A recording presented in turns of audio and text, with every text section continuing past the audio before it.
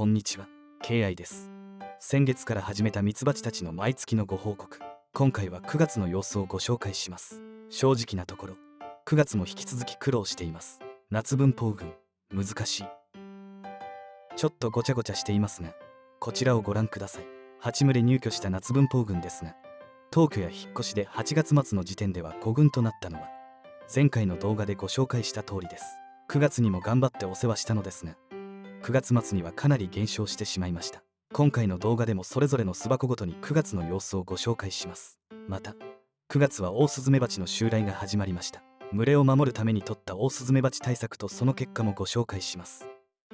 なんとか越冬まで持っていけるか、ぜひ皆さんの応援をお願いします。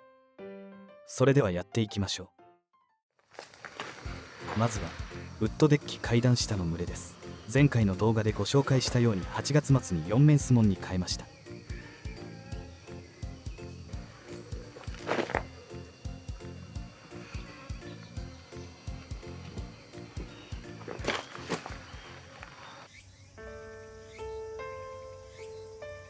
ところが9月6日に確認したところ、様子がおかしいです。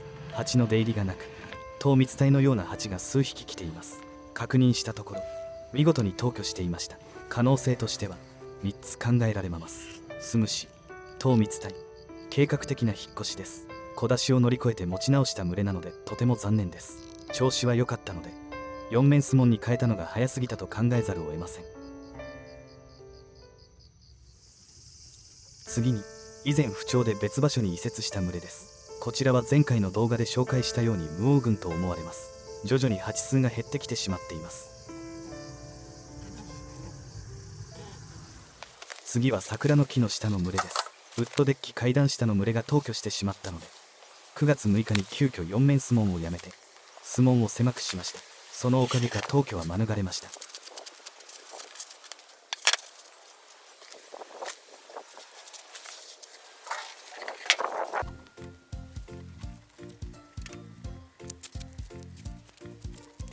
9月14日にアカリンダニ対策のメントールを設置しました。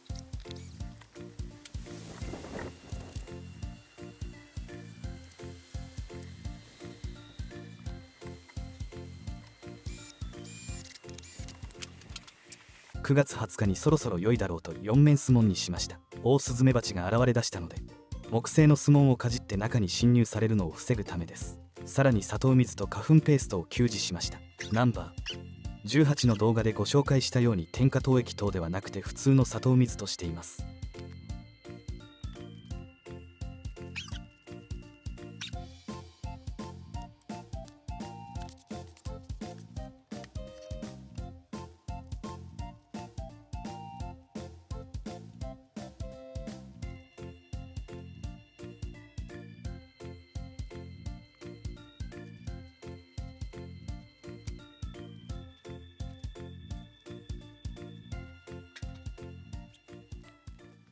ところが9月27日に確認したところ、こちらも凍居していました。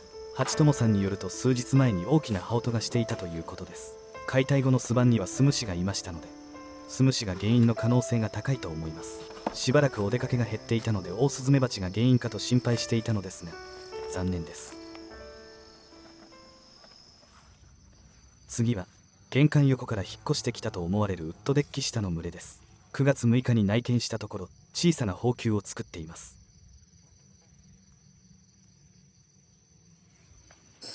ウッドデッキ階段下の群れが凍居してしまったことで糖蜜体が来ているのではないかと心配になり、急遽別場所に移設しました。さらにあまりお出かけもしていなかったので給仕を行いました。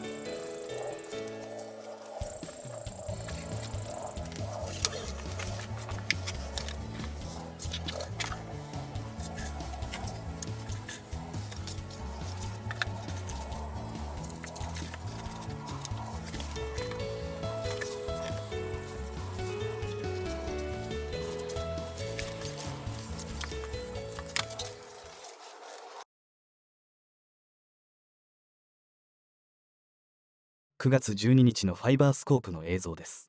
変わりない様子です。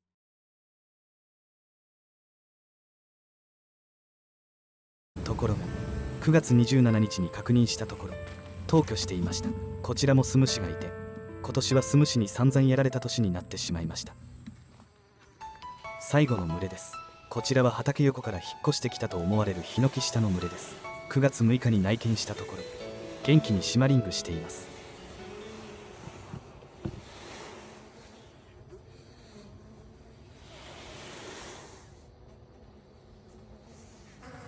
9月6日に里水を給仕して9月7日に確認しました。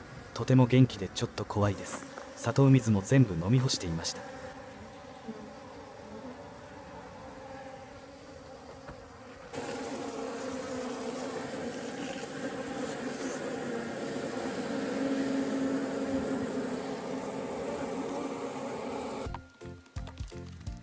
9月14日に赤リンダニ対策のメントールを設置しました。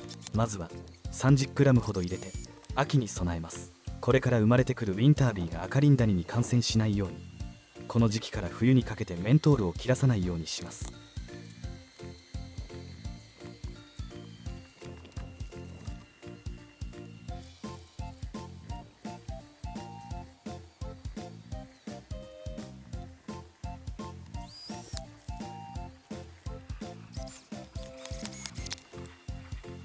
揮発したメントールが漏れ出て効果が薄れないようにテープで隙間を塞ぎました。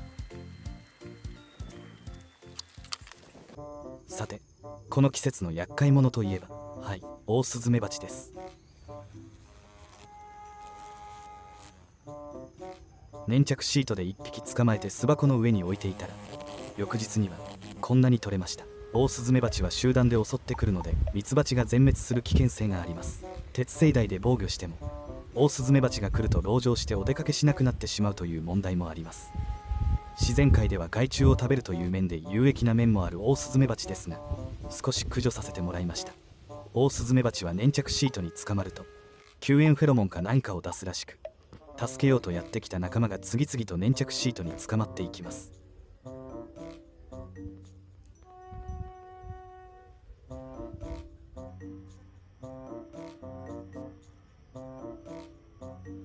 1週間後に粘着シートがオオスズメバチでいっぱいになりました。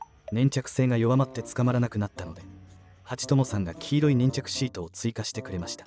こちらにもどんどん捕まっています。その後、いっぱいになった粘着シートを新しいものに交換しました。やってきた3匹ほどをくっつけておきましたが、そろそろピークは越えそうです。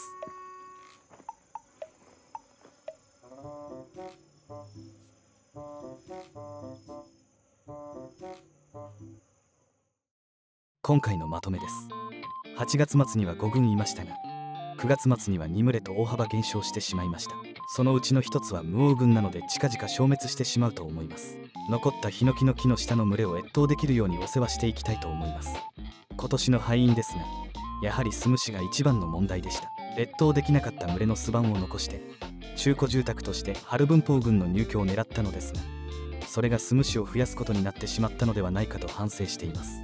今後は凍居した群れが残した巣板は早急に撤去してスムシの住処とならないように気をつけたいと思います。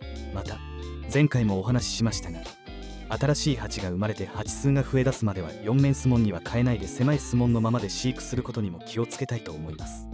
里水の給仕は群れの勢いが良い場合には効果的ですが、調子が悪い群れだとあまり飲んでくれませんでした。起死回生とはいかないようです。一方で里水をガンガンに消費するヒノキの下の群れには引き続き給仕したいと思います。来月から一群れのみとなってしまうと動画がとても短くなってしまいそうです。